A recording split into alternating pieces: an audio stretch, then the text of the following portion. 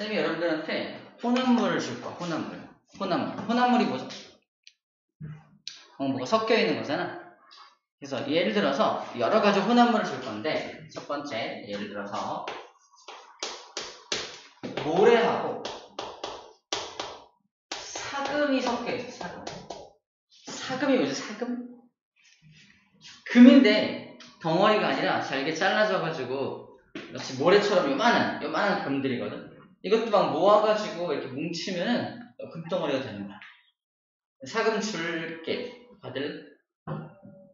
사금 받을래? 금 줄까? 다들 금 좋아하네요. 괜찮은 거지? 아무튼 근데 미국에 이제 금이 나오는 금광이 있어요. 금광이. 우리나라에도 물론 금광이 있습니다. 금이 캐내어지는 광산인데, 아마 금광 근처에 흐르는 시냇물 같은 데 있잖아. 거기는 사금들도 굉장히 많이 있대. 저 사람들이 사금을 캐기 위해서 시냇가로 갑니다. 시냇가에는 모래들도 굉장히 많잖아. 사금하고 모래가 막 섞여 있는 상황이야. 이 상황에서 어떻게 내가 금만 따로 이렇게 골라낼 수 있을까? 이걸 한번 고민해 보는 겁니다. 금만 따로 어떻게 골라낼 수 있을까? 첫 번째, 모래하고 사금이 섞여 있는 경우입니다. 또 다른 경우를 볼게요. 다른 경우는 물하고 에탄올이 섞여 있어요. 물은 우리 잘 알죠? 물인데, 에탄올은 뭐냐면, 에탄올은 알코올이거든. 알코올. 그러니까 한마디로 말하면 물과 에탄올이 섞여 있다는 건 술이죠. 술에서 물 따로, 에탄올 따로 분류해줘 라고 요청해요. 술 따로, 에탄올 따로, 물 따로 구분해줘 라는 걸 요청을 받았으면 어떻게 저걸 구분할 수 있을까? 분리해낼 수 있을까? 이것도 한번 고민해 보는 거고요. 세 번째는 또 뭘 주냐면요. 잉크. 그러니까 우리 이거는 안 되는데, 왜 수성 사인펜 까만색이잖아. 까만색 수성 사인펜을 준비한 다음에 까만색 수성 사인펜을 주고서 이거 까만색 여러 가지 색이 섞여 있는 거라던데 그 여러 가지 색으로 다시 분리해줘! 이러는 거야. 근데 저한테 왜 이러세요? 이러지 말고 분리하는 방법이 있습니다. 그 방법을 배울 거고요. 마지막 하나가 뭐냐면 이거는 조금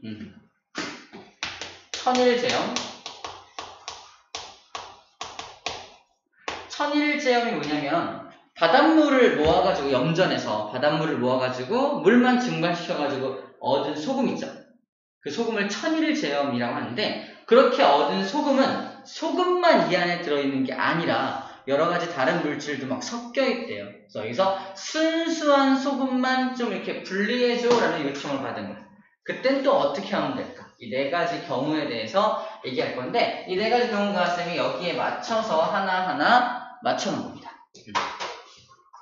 결론부터 말하면 모래하고 사금은 밀도차를 이용하고요. 물과 에탄올은 끓는 점차를 이용하고요. 잉크 색소 분리는 크로마토그래프 이용하고요. 천일제형은 재결정 방법을 이용하게 된다는 겁니다.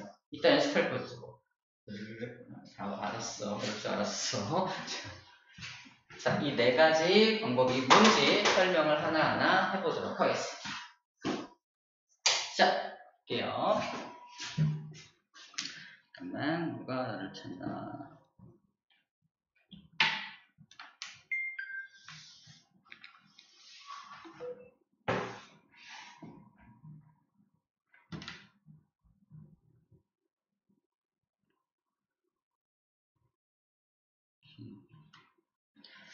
자, 첫 번째, 사금. 자, 사금을 분리하는 방법은 이렇게 합니다. 이거. 자, 보이죠? 모래하고 사금이 섞여 있는 거거든? 이걸 시냇물에서 이런 그릇에다가 이렇게 툭 푼 다음에 물 위에서 이렇게 흔들면 물이 막 물살이 있잖아, 물살에 의해서 가벼운 상대적으로 가벼운 모래는 이렇게 일렁일렁 하면은 상대적으로 가벼운 모래가 위로 떴다가 물살에 쓸려서 훅 날아가 버립니다. 근데 금은 너무 무거워서 밀도가 커서 밑에 쫙 가라앉아 있거든. 이렇게 일렁일렁 해도 금방 가라앉아서 물살에 떠내려가지 않습니다. 이 방법을 이용해서 모래만 더 날려버리고 금만 남기면 되겠죠. 자, 이 방법으로 사금이 섞은 모래에서 사금만 끄집어낸다는 겁니다. 자, 이 방법을 무슨 차를 이용해서 분리했다라고 말한다? 밀도차를 이용해서 분리했다라고 말합니다. 자, 또 다른 밀도차를 좀 볼게요. 자, 이런 경우 오래된 달걀과 신선한 달걀 같은 경우 오래된 달걀은 이렇게 소금물에 집어넣으면 둥둥 뜹니다. 이유가 뭐냐면 약간 상하면서 기체가 만들어진다고 생각하면 돼. 약간 상하면서 기체가 만들어져. 왜 달걀 썩은 냄새 맡아봤어? 맡아봤어요? 되게 고약하지. 달걀 썩은 냄새 되게 고약한데 그게 황화수소라는 기체가 만들어지기 때문입니다. 되게 고약한 기체가 있어. 그래서 약간 오래된 달걀은 약간 그런 기체들이 좀 만들어져서 위로 좀 뜬다라고 생각하면 될 것 같아요. 그래서 신선한 건 밑으로 가라앉고 오래된 건 위로 떠서 신선한 것과 오래된 것을 밀도차를 이용해서 구분할 수 있다라는 말을 하고 있는 겁니다. 자, 이거는 혈액의 원심분리인데 우리 피를 뽑아본 적 있죠? 내 피 뽑아서 막 이만한 튜브에 집어넣는 거 알죠? 그거 가져가서 뭐 하려고 그러면 가서 그거 아니겠죠? 가져가서 뭐 하냐면요, 이거 가지고 이런 원심분리기에다 쏙쏙쏙 집어넣고 왱 돌립니다.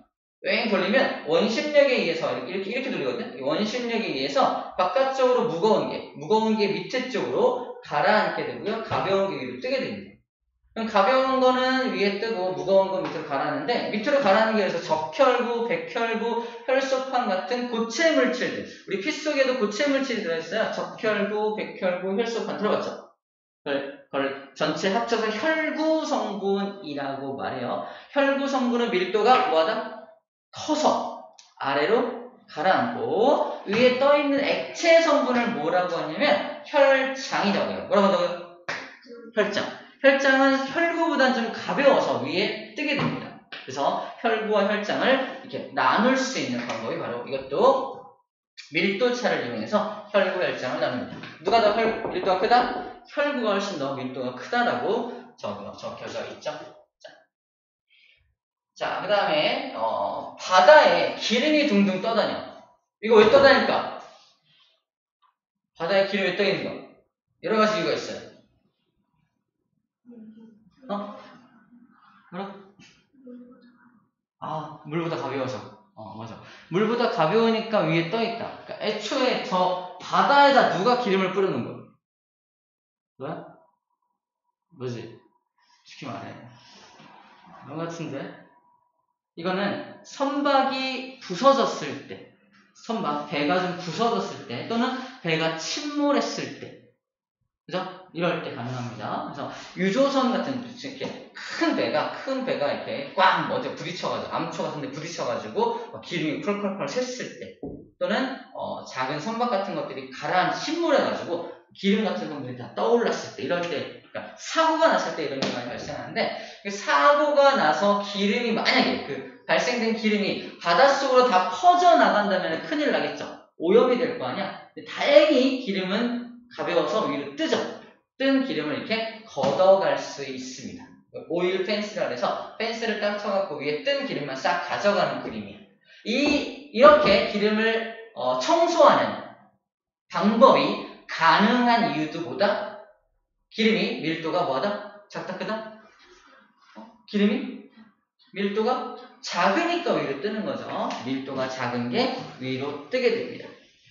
자, 그래서 밀도가 작은 게 위로 뜨는 그림들을 쭉 살펴보면 되겠고요. 자, 이거는 뭐냐면 기본 내용인데 밀도가 작은 게 위로 뜨고요. 밀도가 큰 게 아래로 가라앉는다는 그림입니다.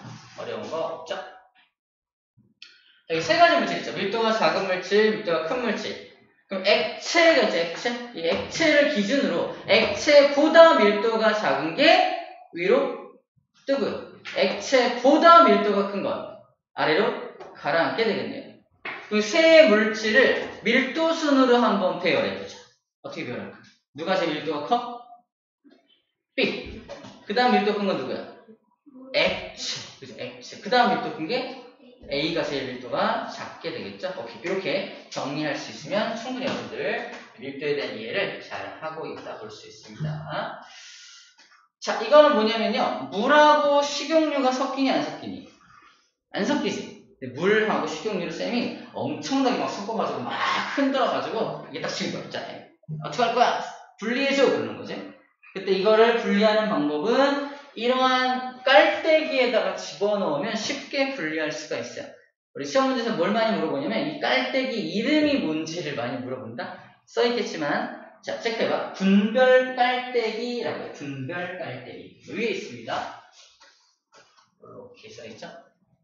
여기다 분별 깔때기죠? 분별 깔때기. 분별한다는 건 위와 아래를 분별한다. 나눈다는 뜻입니다. 분별 깔때기에 집어넣고 밀도가 작은 게 위에 뜨고요. 밀도가 큰 게 아래에 있겠죠. 그때 밑에 꼭지죠, 꼭지. 꼭지를 딱 열면은 밀도가 큰 물질이 주르륵 나올 거 아니야? 되게 빠르게 이 밀도 차가 있는 물질을 구분해낼 수가 있게 됩니다. 아, 그렇겠구나. 라는 겁니다. 그렇지 않습니다.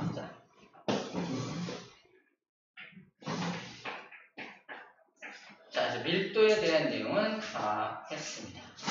쉽죠?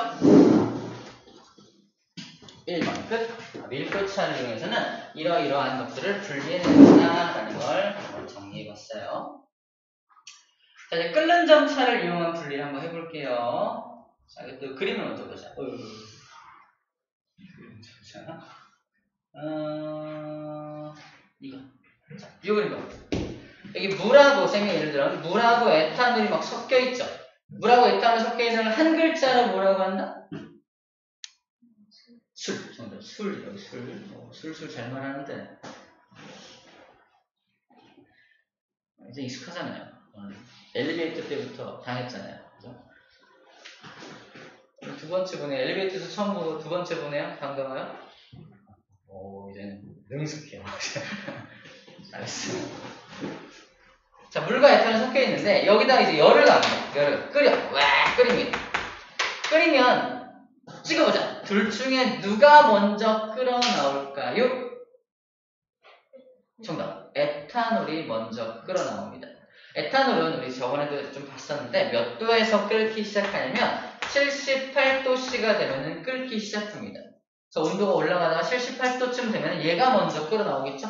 얘가 먼저 다 끓어 나오고요. 나중에 물이 끓어 나오겠죠. 그래서 에탄올이 먼저 다 끓어 나오면 에탄올과 물을 구분해낼 수가 있을 거 아니야? 그치? 약간 그래프가 차이 나는데 좀 이따 소개하도록 하고요. 중요한 건 물과 에탄올이 섞여 있을 때 이 둘을 구분할 수 있는 방법은 무슨 방법을 이용한다? 끓는 점 차이를 이용한다 라는 겁니다. 끓는 점 차이를 이용해서도 혼합물을 분리할 수 있다라는 말을 하고 있는 겁니다. 아시겠죠? 이렇게 할 수 있습니다. 자, 이거 그래프로 좀 볼게요. 그래프.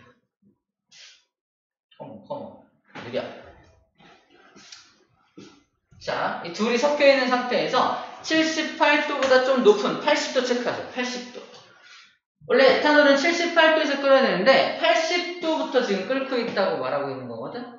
이거 왜 그럴까요? 다시 그림 봐봐. 이 그림에서 봐봐. 이게 지금 78도가 되었어. 78도씨가 되면은 자, 에탄올만 있으면 에탄올끼리 잡아당기는 힘을 끊고 78도가 되면 날아갈 수가 있는데 에탄올 입장에서 자 78도에서 자 이제 끓어내는데 자 끓어나간다 근데 누가 잡을까? 물이 잡아요. 물이. 나는 또 잡는 거야. 물이 잡는 힘이 있습니다. 물이 잡는 힘. 물은 100도에서 끓으니까 훨씬 얘는 아직 저 밑에 머물러 있잖아. 물이 자기를 잡아당기는 힘까지도 끊고 날아가야 되기 때문에 몇 도가 더 필요하다?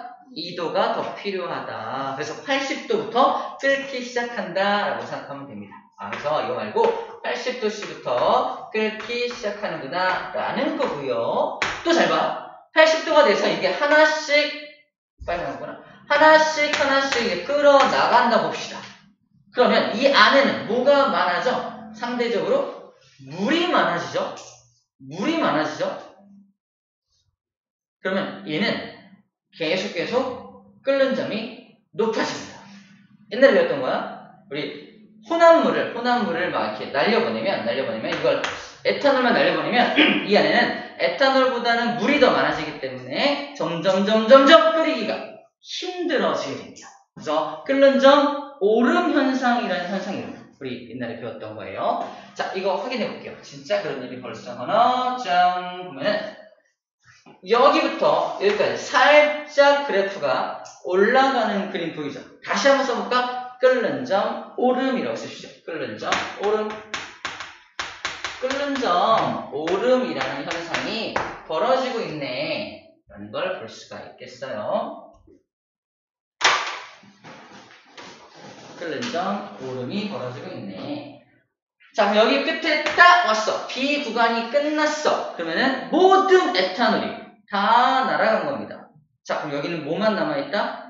물만 남아있죠. 그럼 물만 남아있으니까 또 온도를 막 하면 그 물의 온도가 쭉 올라가겠죠. 그 다음 몇 도가 되면 끓는다? 물이니까 정확히 100도. 정확히 체크. 100도죠. 딱 100도가 되면 이제 끓기 시작하겠네요. 아하, 이거 에탄올하고 물이 섞여있는 그거네 라는 걸 알 수가 있겠죠. 좀 추워졌어? 괜찮아?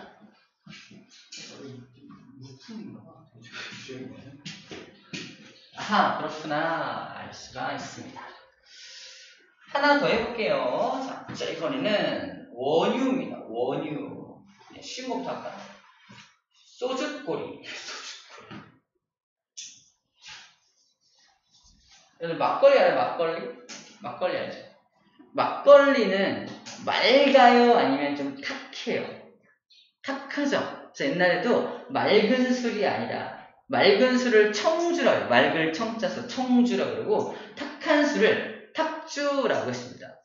그래서 문제, 막걸리는 청주일까요? 탁주일까요? 탁주라고, 탁주. 여기 탁주라고 써있어요. 어딨냐? 탁한 술. 탁한 술이 탁주. 막걸리 같은 걸 생각하면 돼, 막걸리. 자, 막걸리 같은 걸 준비한 다음에 막걸리를 여기다 집어, 보이죠? 탁한 술을 집어넣고 끓입니다. 끓이면 여기서 에탄올 성분이 먼저 끓어나옵니다. 에탄올. 자, 에탄올이 기체로 이렇게 에탄올이 끓어나오다가 여기 지금 찬물이 담겨있는 소주꼬리 보여요? 찬물 담겨있는 거? 그래서 기체가 이렇게 여기까지 올라가. 기체가 여기까지 올라가. 에탄올이 여기까지 올라가다가 차가운 물이 담겨있는 윗바닥에 닿으면은 올라가다가 딱 닿으면 아 차가워! 그래서 다시 액체로 응결돼서 그게 이렇게 맺히다가 이렇게 흘러나오는 겁니다. 자, 여기 빠져나오는 게 청주, 맑은 술, 다른 말로 소주라고 불러주는 거예요. 청주를 소주라고 불러주는 겁니다. 자, 그래서 탁한 술에서 소주, 청주, 맑은 술하고 나머지 찌꺼기만 밑에 남기죠. 찌꺼기. 그 찌꺼기는 나중에 이제 해가지고 동물을 주거나 비료를 뿌리거나 그렇게 뿌립니다. 나중에 써먹지 못해요. 그리고 곡물을 발효시켜서 얻은 여기서 탁한 성분들은 이렇게 모아가지고 먹었나? 배고플 때는 없이 살던 시절에는 이 청주를 얻고 남은 찌꺼기 있죠. 이 찌꺼기들을 이렇게 먹었대요. 먹어가지고 이거 먹으면서 막 취하고 막 그랬대요. 아직 에탄올이 좀 남아있어가지고 좀 되게 취했다는 얘기가 있습니다. 쌤도 안 먹어봤어요. 쌤도 되게 어리기 때문에 아직 어리기 때문에 이런 거 안 먹어봤습니다. 영혼이 없구나. 영혼이 별로 없고 영혼이. 자, 아무튼 이 탁주에서 청주를 분리해내는 방법도 무슨 차를 이용해서 분리한다? 끓는 점차를 이용해서 분리한다는 거 기억해 주고요. 자, 요거 봐봐. 요거 느려. 자, 얘도 봐봐. 얘도 이게 뭐냐면 뭘 수입해 오냐면요. 원유라는 걸 수입해 요. 원유 어딨냐? 원유. 이게 원유입니다. 원유를 수입해 오면 원유가 뭐냐면 근원 원자의 기름 물자예요. 기름들의 근원이 되는 어떤 시커먼 기름이에요. 시커먼 기름. 이 시커먼 기름을 만수르한테 사옵니다. 혹시 만수르 알아요? 아, 진짜 알아요? 만수르 누구예요?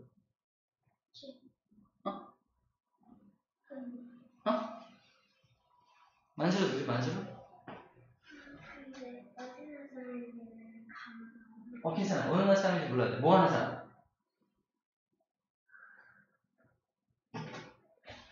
그냥 기름 파는 사람인데? 저 까만 기름 파는 사람이에요? 근데 저 까만 기름이 자기가 노력해서 얻는 거야? 그냥 자기 땅에서 막 나와. 나옵니다. 팔면 돼. 가져가시오. 이러는 거야. 근데 이게 어마어마한 돈을 벌어주는 거지. 기름 안 쓰는 데가 없잖아. 그러니까 돈이 엄청 많아. 저거 갖다 조금씩 사업해. 여기저기 사업하면서 이제 돈을 또 더 많이 벌어. 그런 사람이 만수르야. 만수르인데 인터넷에 만수르 치면은 되게 해맑은 얼굴로 이렇게 웃고 있는 사진이 나옵니다. 돈이 많으니까 그런가 봐요. 아무튼 해맑은 얼굴로 제가 모습이 나오는데 보여주고 싶다. 아무튼 그런 사람이 있어요. 만수르. 근데 만수르뿐만 아니라 중동 지방에 땅을 가진 사람들, 기름이 나오는 땅을 가진 사람들이 돈을 굉장히 많이 벌습니다. 사우디아라비아, 중동 이런 데서 많이 기름을 팔게 되죠. 물론 미국에도 기름이 나오는 곳이 있습니다. 우리나라는 기름이 나오지 않죠. 기름 한 방울 안 나오는 나라라고 말하죠. 기름이 안 나옵니다. 기름 얘기 잠깐 하면은 이 기름은 아주 오래전 옛날에는 기름을 쓸 줄을 몰랐어. 시커먼 땅을 파면은 막 시커먼 액체가 나오니까 이 땅은 저주받은 땅이라 그래서 다 도망갔습니다. 저주받은 땅. 이게 땅을 파면 뭐가 나와야 돼? 원래는 사람이 먹고 살 수 있는 물이 나와야 되는데 물은 안 나오고 시커먼 물이 나오는 거야. 쓸 수도 없는. 그래서 막 버렸어. 그 버려진 땅들을 나중에 차지한 사람들이 현재는 어마어마한 부자가 되어 있다는 얘기입니다. 사람은 참 기회를 잘 잡아야 되는 것 같아요. 아무튼 그런 원유를 사왔어. 원유를 사온 다음에 여기서 이거를 끓이면 우리가 집에서 사용하는 가스 있죠. 천연가스. 이렇게 밥할 때 쓰는 가스레인지에 나오는 가스, 보일러 돌리는 가스. 그 가스가 여기 석유가스라는 이름으로 먼저 이 원유에서 얻는 거. 이 원유로부터 그 가스를 얻는 겁니다. 자, 두 번째로 끓어나오는 거. 자, 제일 먼저 끓어나오니까 끓는 점이 제일 낮은 게 먼저 끓어나오고요. 두 번째로 끓어나오는 게 아빠 그 자동차에 집어넣는 휘발유가 여기에 두 번째로 나옵니다. 지금 만수르한테 사온 거예요, 그 다음에 좀 더 끓이면은 끓는 점이 좀 더 높아지면은 선생님 차에 이용하는 이거 경유. 등유 먼저 나오네요. 등유 먼저 나오고 그 다음에 경유가 나와요. 등유는 등을 밝히는 그러니까 불을 켤 수 있는 그런 기름을 등유라고 하고요. 경유는 이제 엔진 중에서 디젤 엔진에 집어넣는 기름을 경유라고 합니다. 끓는 점 봐봐. 230에서 350도가 끓는 점이 굉장히 높죠. 마지막 중유는 되게 무거운 기름이라는 뜻으로 중유라고 하는데 이건 대형 선박, 엄청나게 큰 선박에서 이용을 하는 그런 기름입니다. 자, 이렇게 다 기름을 뽑아냈어. 근데 찌꺼기가 나와요. 그 원유도 찌꺼기가 있거든. 그 찌꺼기가 바로 그 유명한 아스팔트입니다. 밖에다 까는 거 있잖아. 까만색. 도로 만드는 거. 그 아스팔트가 원유로부터 나오는 거야. 그 원유는 버릴 게 하나도 없어. 버릴 게 하나도 없는 겁니다. 다 사용하고 있습니다. 자, 이렇게 끓는 점 차이를 이용해서 굉장히 많은 물질들을 분리한다라는 얘기까지 했습니다. 자, 두 번째 얘기까지 했으니까 잠깐 쉬었다가 할게요. 타이밍 쉬어야 될 타이밍인 것 같아요. 자, 쉬었다 할게요.